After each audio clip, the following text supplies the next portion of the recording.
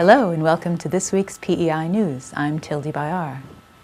In this week's roundup, ABB says it will no longer undertake engineering, procurement and construction activities. Dubai shortlists 8 companies in a clean coal plant tender. Japan's nuclear regulator gives final safety approval for the first nuclear plant restart since Fukushima. And construction begins on the world's largest floating solar power plant.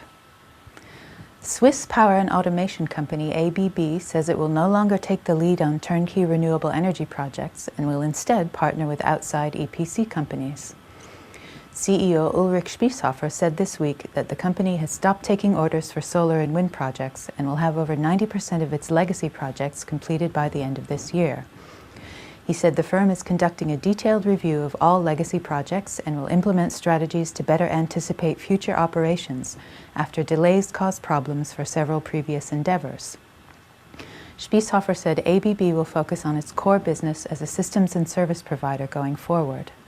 The move comes as the firm attempts to turn its troubled power sector around by 2017. Dubai's state-owned utility, the Dubai Electricity and Water Authority, has shortlisted 8 companies in its tender for the construction of a clean coal plant. The companies have not yet been named.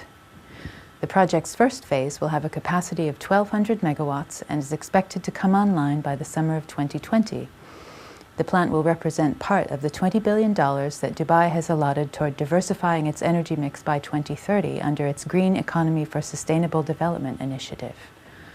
Also included in the plan is a tender for the construction of a 100-megawatt solar power project for which the utility has shortlisted 24 companies.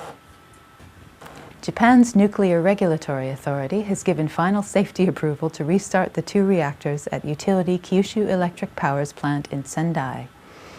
The restart received initial approval in July, followed by a public consultation period, which has now ended. The plant has now become the first to be certified as meeting Japan's new, stricter post-Fukushima safety regulations. But despite winning final safety approval, the plant still has further to go. The restart must be approved by local authorities, which are reported to be in favor, and must also pass on-site inspections, all of which makes powering up unlikely to happen before December. The safety approval comes as Japan's government presses the regulator to target older reactors for permanent shutdown. Up to 1/4 of the nation's older plants could be taken offline for good due to their greater safety issues. Also in Japan, construction is to begin this month on the world's largest floating solar power plant.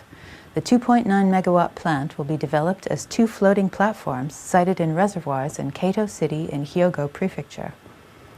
Kyocera TCL Solar will develop and operate the plant with its partner Century Tokyo Leasing. The floating platforms will be provided by French solar project developer Ciel et Terre.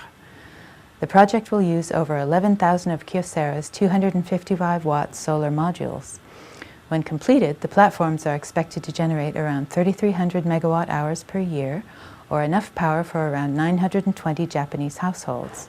Kyocera said the plant will come online in the spring of 2015. That's all for this week. Hope to see you again soon.